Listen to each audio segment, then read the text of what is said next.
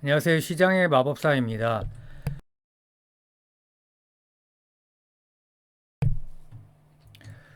7월 금리 인하 가능성이 사실상 제로인데요. 비농업 고용지수에서 이 일자리 수가 너무 많이 증가했어요. 고용이요. 그래서 예측치가 11만 1000개였는데 14만 7000개. 너무 잘 나온 거죠. 그 실업률도 낮아졌어요. 4.3에서 4.1%. 그래서 이렇게 되면 뭐 아무리 이제 트럼프가 압력을 넣는다고 해도 인하를 할 수가 없는 상황이겠죠. 그래서 근데 여기 나와 있지만은 주정부 일자리와 의료 부문의 증가가 이제 주 요인이고요. 민간 부분 고용도 증가했는데 증가폭이 크게 둔화가 됐고요. 공공 부분 고용이 이제 크게 증가를 했고, 근데 주 정부 부분 고용 중에 교육 쪽이 굉장히 많이 증가를 했어요. 그러니까 주 정부 쪽에서 4만 명, 지방 정부에서 2만 3천 명, 그러니까 6만 3천 명이나 증가를 한 겁니다. 그 주정부 4만 7천 명 중에 4만 명이 교육이니까 뭐 거의 다고. 그 연방 정부는 7천 명 감소를 했고 1월 이후에 6만 9천 명 감소를 했고요. 그 보건 의료 부분도 증가를 했는데 이게 대부분이 민간 부분이에요. 그 3만 9천 명 증가를 했다. 근데 좀 자세히 제가 이제 살펴봤는데 공공 부분의 해고가 급증했는데 그럼 왜 증가했냐 이거죠. 근데 교육 분야 집중 채용 때문에 이제 그런 요인이 가장 크고요. 학기 대비해서 교사 채용이 지연돼서 6월에 반영이 됐다. 6월에만 6만 3천 명. 일시적 채용 집중 효과다. 그래서 페더럴은 연방정부는 감축을 했어요. 그래서 뭐 머스크가 이제 거기서 일해서 말이 많았죠. 근데 주 지방정부는 또 채용을 강화했습니다. 교사 및 간호사 같은 현장 인력 수요. 근데 좀 궁금하죠. 그러면 교사 수가 적은 건가? 왜 이렇게 집중 채용을 했냐? 근데 갑작스러운 수요 폭증 때문이 아니라 코로나 이후에 만성적인 인력난이 있었다는 거죠.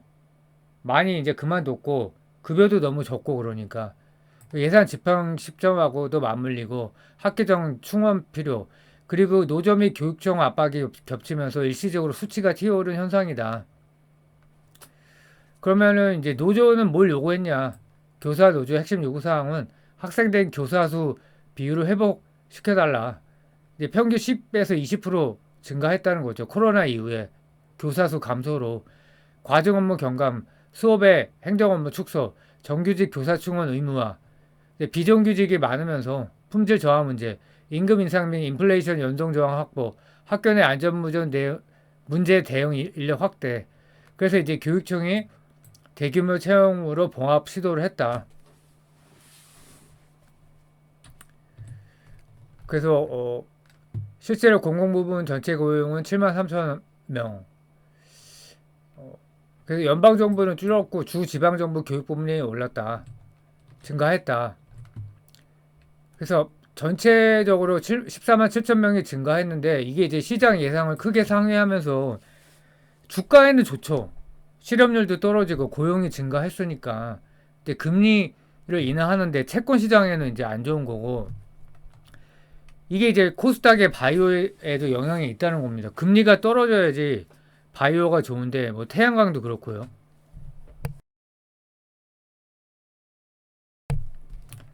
그러니까 민간 같은 경우에 노동부 기준으로 했을 때는 7만 4천 명이 증가했다.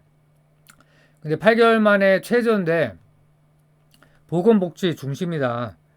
어, 근데 사실은 4월 달이 더 낮았고요. 근데 이제 최저라고 표현한 거는 민간 ADP 기준으로 했을 때 2년 3개월 만에 첫 감소를 했어요. 3만 3천 명. 그러니까 이제 궁금해지는 거죠. 6월 달에 고용이 나오는 이제 7월 달에 발표를 하겠죠. 어, 6월 고용이죠, 이게. 그러니까 7월 비농업 고용 지수를 8월에 발표를 할 텐데 근데 그게 궁금해지는 거죠. 그 그래서 6월 고용 증가의 절반 이상이 공공부문, 특히 주정부 교육에서 발생했고 민간 부분 고용 창출력은 크게 약화됐다. ADP와 BLS의 민간 고용 수치 차이는 집계 방식 차이에서 비롯되며 뭐 그래서 어쨌든 공공부문 고용 급증이 전체 고용 호조의 착시를 유발했다는 평가가 많다. 그래서 결론을 보면 미국 고용 증가는 공공부문에서 집중적으로 발생했고 민간 부분 고용은 BLS 미국 노동부 기준으로도 나빴고 ADP 기준으로는 감소여서 굉장히 충격적인 결과가 나왔다. 그래서 고용시장의 펀더멘탈 약화와 공공부문 의존 심화라는 신호로 해석됐다. 근데 어쨌든 시장은 그냥 이걸 믿은 거죠. 그래서 주가도 올라가고 근데 코스닥은 이제 뭐 코스피가 많이 올랐기 때문에 떨어진 것도 물론 있고 바이오가 근데 이제 좋지 않은 상황이 지속되고 있는 거는 이 금리가 빨리 내려야 되는데 이제 만만치 않다. 이제 8월 달에 발표를 또 봐야겠죠. 그래서 이제 뭐 알테오젠 폭락을 했고 휴젤은 뭐 이제 이쪽은 아닌데 어쨌든 페트론도 많이 떨어졌고 리가켄 바이오 그렇죠. 자 그리고 한 가지를 더 다룰 건데 중국이 혁신 바이오를 육성한다는 거예요. 중국 국가의료보장국이 혁신 바이오 산업 육성을 위한 16개 조치를 발표를 했다. 핵심은 의료보험 데이터 활용 지원과 민간 건강보험사의 신약 R&D 장기 투자를 유도한다. 그래서 카테고리 C를 신설하는데 뭐냐? 고가 혁신 신약 전용 카탈로그 도입을 한다. 기존 국가급여 목록 NDRL에 포함되지 못한 비싸지만 임상적으로 필수적인 혁신 치료제를 포함한다. 그래서 민간 보험사와 제약사가 자율 협상해 보험 상품을 구성한다. 대상 약물은 항체 약물 접합 치료제 ADC, CART 뭐 이런 거고 제도의 의미 및 기대 효과는 기존 공공보험 체계의 가격 억제 기조를 탈피하고 민간 중심 시장 확대, 제약사의 수익성 확보 추구, 민간 투자 활성화를 통한 바이오 스타트업 투자 기회 극복 기대다. 이게 미국이 아니라 중국에서 이렇게 자본주의적인 정책이 나오던 거예요. 그래서 한국은 좀 사회주의가 맞고 중국이 오히려 자본주의가 맞다는 얘기가 나오고 있죠. 뭐 옛날부터 이제 그런 얘기가 나왔죠.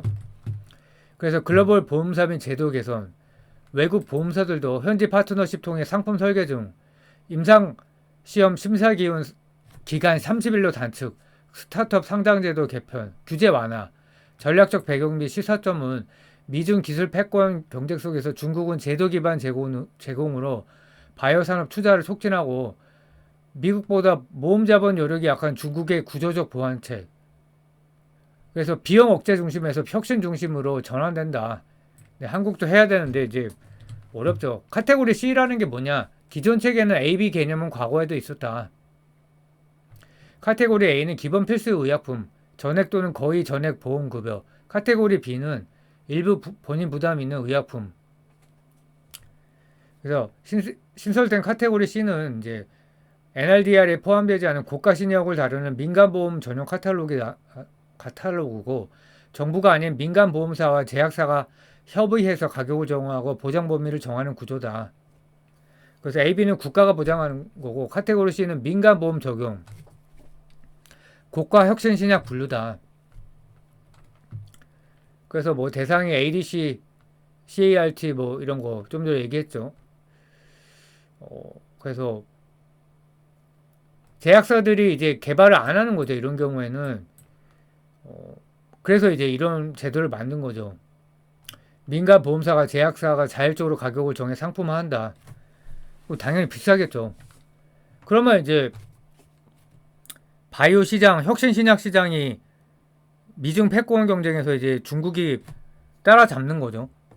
그러니까 이런 걸 보면 사회주의나 이 공산주의적 발상이 좀 현실적으로 맞지가 않는 거예요. 자본주의가 문제가 많은데도 불구하고 이제 발전을 하려면 어쩔 수가 없는 측면인 것 같아요. 이런 게 다 이를 가질 수가 없죠. 그래서 카테고리 A는 필수 저가약, 카테고리 B는 중요 의약품, 카테고리 C는 고가 혁신 신약이다.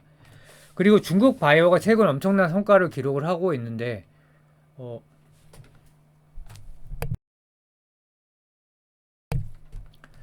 비만 항암 신약 성과로 주가가 폭등했다. 3S 바이오.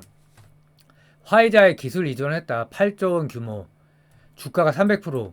이노벤트 바이오로직스 일라릴리아 공동 개발한 GLP-1 글루카곤 이중작용제 마주두타이드 중국 시판 승인 주가 123%. 한선제약 머크의 경구용 GLP-1 비만 치료제 기술 이전 주가 82%. 기술 이전 계약도 급증을 했다. 대형 글로벌 기술 이전 계약 중 중국 비중이 5년 전에 4%였는데 32%까지 중국 비중 확대 예상. 그래서 이제 제가 바이오가 이제 중국을 뛰어넘는 건 어렵고, 그러면 코스닥에 새로운 주도주가 나와야 되는 거죠. 그러니까 바이오를 이제 개별주는 괜찮은데 바이오 ETF가 만만치 않아 보인다, 이런 생각이 들고, 작년에 1억 달러 이상 계약이 50건 총 약 102조 원 규모고, 중국 항암 신약을 이제 라이센스 아웃하는 경우가 많다. 이제 국가 주도 바이오 육성 정책이 10년이 됐다. 임상 승인 기간을 단축하고 규제 정비 및 인프라 투자. 그래서 뭐 정부에서 밀어주니까. 그리고 홍콩 상장에 중국 제약 바이오 ETF가 있어요. 차이나 AMC의 항생 바이오테크 ETF인데 올해만 67% 올랐다. 이제 요게 차트인데요. 코덱스 바이오 14%, 타이거 바이오 탑10 6%, 타이거 코스닥 150 바이오. 요게 이제 진짜 바이오 같은 기업이 많거든요. 13% 비교되죠. 그래서 몰랐어요, 저도 사실. 그래서 심각하다. 구성 종목을 보면 이렇게 있어요. 우시 바이오로직스가 이제 1등이고 뭐 이노벤트 막 쫙 있습니다. 일단 뭐 궁금해서 알아봤는데 우시 바이오 시총이 이제 한국으로 하면 18조, 뭐 16조, CSPC, JD헬스 23조, 24조, 알리헬스 이제 알리바바 그룹이에요. 근데 우시 앱텍이 제일 비싸요. 거의 40조. 굉장하죠. 시총이 작지가 않아요. 그래서 우시 바이오로직스는 이제 CDMO 기업, CSPC는 뭐 JD 헬스 인터내셔널, 이게 징동닷컴 헬스케어 자회사로. 근데 이제 바이오라고 하기 그렇죠. 의약품, 온라인 의약품 유통, 원격 진료.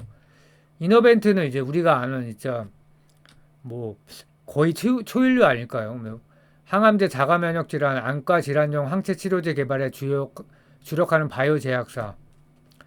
시노바이오 파머슈티칼. 뭐 알리헬스는 알리바바 그룹 계열의 헬스케어 플랫폼이다. 그래서 이거는 이제 좀 바이오는 아닌데, 그 젠스크립트 이제 유전자 쪽이죠. 벌써 우시 앱텍 이제 그거는 이게 시총 1등인데 뒤에서 다룰 거고, 웨이고 뭐 일회용 의료기기 자이랩 뭐 이렇게 있고요. 우시 앱텍은 종합적인 글로벌 제약 바이오 아웃소싱 플랫폼으로 CRO를 한다. 신약 후보 물질 탐색, 전임상 연구, 시험 분석 등 신약 개발 전과정 연구 대행을 한다. CDMO 이제 저번에 설명 드렸죠. Contract Development and Manufacturing Organization. 의약품 생산 공정 개발 및 위탁 생산. 이게 근데 아무나 할 수 있는 게 아니고, 그 다음에 이제 레퍼런스가 600건인가 그랬죠. 화학 합성 및 분석, 세포 및 유전자 치료제 CGT 도 하고 있고, 글로벌 파트너 세계 22 제약사 대부분이 고객이다. 파이자, 노바티스, 머크. 그 팔로우 더 몰큘 전략이다. 그래서 몰큘이 분자라는 건데, 그래서 이제 신약 후보 물질이라는 뜻도 됩니다. 그래서 우리가 이제 우리를 따라와라 이거죠. 고객이 신약 초기부터 상용화까지 전 단계 위탁 하다. 중국 내 풍부한 인력과 인프라 기반, 미국 유럽 생산 연구시설 확보, 저비용 고효율 구조. 그러니까 원래 이제 우시 바이오로직스가 계열사였는데 이제 분리 독립을 시켰죠. 우시 앱텍 시총이 더 크다. 처음엔 좀 이상했어요. 근데 이게 이제 원래 바이오로직스가 앱텍을 이제 분산시킨 줄 알았는데 그게 아니에요. 그 사업 영역을 보면 답이 나와요. 얘는 그냥 CDMO인데 CRO, CMC, CDMO까지 한다. CMC는 뭐냐? Chemistry, Manufacturing and Controls. 제약사의 신약 개발 단계 중 전임상, 임상허가 신청까지의 의약품 제조 및 품질 관리 전반을 아웃소싱. 이거 많이 하겠죠, 그러면. 이거를. 아웃소싱 많이 하겠죠. 신약 후보 물질 탐색부터, 그러니까 뭐, 원트랙이라고 하나요? 원스톱 서비스를 다 하는 거죠. 근데 CDMO밖에 없고. 그러니까 이제 28.5 빌리언 US 달러로 이렇게 차이가 나는 거고요. 그러니까 시총 차이가 나는 이유 사업 포트폴리오 다양성이 있다. 우시 앱텍은 합성무용품, CRO, 유전자 치료, 생물 분석 등 넓은 사업권을 보유한다. 그리고 현금 흐름 안정성이 있다. 바이오 CDMO만 하는 우시 바이오로직스는 높은 R&D 투자와 낮은 변동성. 근데 CRO가 꾸준하니까 이 기반 수익으로 안정적이다. 글로벌 정치 리스크 대응 구조는 우시 바이오로직스가 규제의 리스크에 더 노출이 돼 있다. 맞는 것 같아요. 앱텍은 사업 포트폴리오가 다양해 리스크가 분산돼 있다. 근데 이거는 조금 완전 동의하기는 어려워요. 저번에 조사한 내용으로 보면 이것도 이제 정보가 유출되기 때문에 견제 대상에 들어가는데 일단은 서플라이 체인 쪽이 주 타겟이니까 위치 바이오로직스가 더 큰 거가 맞긴 맞는데 앱텍도 좀 안전하지 않다 이제 이렇게 보고 있고요. 그래서